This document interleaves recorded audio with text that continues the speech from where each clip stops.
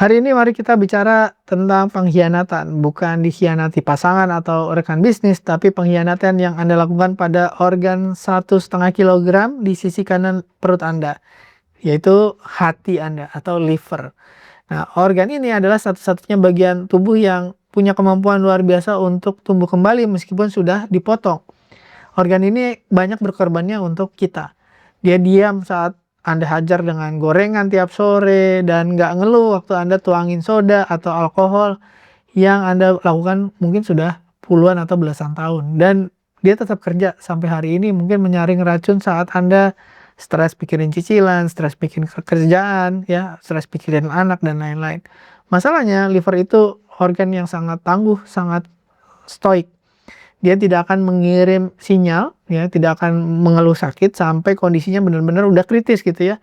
Jadi kalau Anda sampai didiagnosis misalkan perlemakan hati atau fatty liver, itu bukan istilah medis yang keren, itu artinya liver Anda sudah berubah dari filter yang bagus jadi gumpalan mentega yang siap berhenti untuk berfungsi.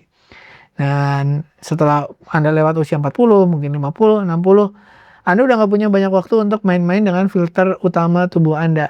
Jadi Anda bisa merusak itu mungkin udah 20 tahun, 30 tahun, dan tagihannya sekarang keluar, udah waktunya Anda untuk perbaiki. Nah, kabar baiknya, liver itu sangat pemaaf ya. Hati Anda itu sangat pemaaf kok. Kalau Anda berhenti untuk menyakiti hati Anda, dia bisa sembuh sendiri gitu. Nah, assalamualaikum, saya Dr. Ruli. Kita akan bahas 10 makanan yang bisa berfungsi ya atau bertugas sebagai tim pembersih untuk sisa-sisa dosa kuliner Anda selama puluhan atau belasan tahun terakhir. Pengen tahu apa aja 10 makanan itu? Kalau udah siap, ayo kita mulai. Nah, yang pertama itu kopi, cairan hitam yang menyelamatkan nyawa. Ya, kabar baik buat Anda yang nggak bisa hidup tanpa kafein, ya termasuk saya gitu, saya suka kopi juga. Kopi bukan cuma buat bikin melek saat Anda kerja atau saat Anda rapat. Jadi penelitian menunjukkan kopi bisa membantu menurunkan enzim liver atau enzim hati yang berantakan dan mengurangi peradangan di hati. Tapi tolong ya, kopi hitam, bukan kopi susu yang isinya lebih banyak gula dan creamer daripada kopinya. Jangan nambah beban hati dengan asupan gula yang bikin organ Anda makin stres. Yang kedua, sayuran hijau atau si sapu-sapu alami. Jadi brokoli, bayam, kangkung, terus sayuran hijau, selada, dan seterusnya. Kedengarannya memang nggak enak, membosankan. Mirip menu diet ibu-ibu senam gitu.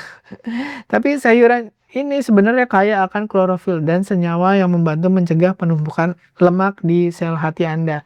Anggap aja ini seperti petugas kebersihan ya, sapu ya, membersihkan kerak-kerak lemak di dalam pipa pembuluh darah Anda. Semakin hijau, semakin baik kemampuan untuk menyapu kolesterolnya. Yang ketiga, itu ikan berlemak yang mengandung banyak omega 3. Misalnya salmon, sarden, ikan kembung. Jadi ikan-ikan ini mengandung asam lemak omega 3 yang bertugas sebagai pemadam kebakaran untuk peradangan yang ada di liver Anda. Nah, di usia masuk 40, 50, 60, peradangan itu musuh nomor 1 ya. Dan omega 3 membantu menjaga kadar lemak di liver Anda tetap normal. Jadi berhenti makan daging merah yang berat setiap hari, bolehlah seminggu sekali, 2 kali.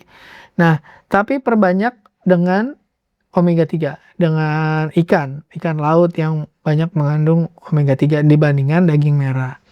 Nomor 4 adalah oatmeal, serat yang mengikat lemak. Jadi karbohidrat itu sebenarnya bukan musuh, asalkan karbohidratnya yang jenis yang bagus gitu. Nah, serat larut dalam oatmeal itu membantu Anda merasa kenyang lebih lama, dan yang paling penting ini, membantu membuang empedu.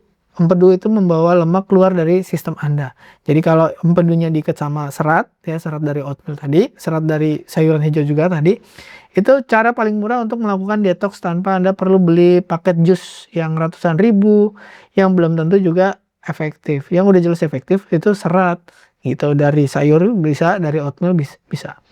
Nah, kacang apa yang bagus? Nah, saat ini dari penelitian itu kacang kenari. Semua kacang itu bagus, tapi untuk liver itu yang paling juara itu adalah kacang kenari. Karena kenari mengandung asam amino namanya arginin, membantu liver dalam detoksifikasi amonia. Jadi kalau Anda butuh snack saat nonton bola atau nonton drama ya, yang bikin Anda kesel gitu, pilihlah kenari daripada keripik micin yang cuma bikin kaki Anda tambah bengkak. Lanjut ya, yang keenam adalah bawang putih. Walaupun baunya nggak enak mungkin, tapi sakti ya. Hanya dengan menambahkan bawang putih ke masakan Anda sebenarnya sedang memberikan dosis kecil senyawa sulfur. Sulfur itu mengaktifkan enzim yang ada di liver untuk membuang racun. Nah, sebuah studi kecil menunjukkan bahwa bubuk bawang putih, ya nggak harus yang utuh gitu ya, yang bubuk juga bisa membantu menurunkan berat badan dan lemak pada penderita perlemakan hati. Ya, mulut Anda mungkin jadi kurang enak baunya, ya. Makanya jangan dimakan langsung, masukin dalam makanan. Ya, kalau bawang putih itu terbukti untuk menurunkan tadi peradangan dan juga mengurangi perlemakan liver. Yang ketujuh, mungkin Anda sering dengar kunyit atau kurkumin, bumbu dapur yang sering disepelekan, ternyata manfaatnya besar. Bisa melindungi liver dari kerusakan akibat racun dan membantu memperbaiki sel-sel liver yang mulai rusak. Anggap aja liver tuh tim konstruksi. Kalau tadi serat itu tim bersih-bersih, maka liver ini adalah tim konstruksi yang menambal lubang-lubang yang ada di dinding rumah. Jadi dia menambal kerusakan-kerusakan yang ada di liver Anda. Jadi nomor selanjutnya yang 8 adalah biji bunga matahari. Sebenarnya vitamin E-nya yang kita harapkan dari bunga matahari. Ya bukan cuma untuk iseng ya kayak makan kuaci dan lain-lain, tapi biji bunga matahari ya mengandung antioksidan tadi, vitamin E-nya yang sering direkomendasikan untuk penderita perlemakan hati. Nah, kalau Anda pengen menghindari micin-micin ya, biji bunga matahari itu biasanya kandungan garamnya itu ada di kulitnya aja. Tapi kalau di dalamnya itu kandungan garamnya itu tidak banyak. Jadi kalau misalkan Anda pengen makan kuaci, ya jangan diemut kulitnya, langsung aja dikupas ya, terus isinya aja yang dimakan. Gitu. Yang kesembilan adalah minyak zaitun atau olive oil. Jadi kalau Anda selama ini minyak gorengnya jelantah atau minyak curah, coba dengerin ya, minyak zaitun itu dianggap sebagai lemak sehat yang membantu menurunkan kadar enzim liver dan mengontrol berat badan. Sudah terbukti mengurangi risiko serangan jantung juga.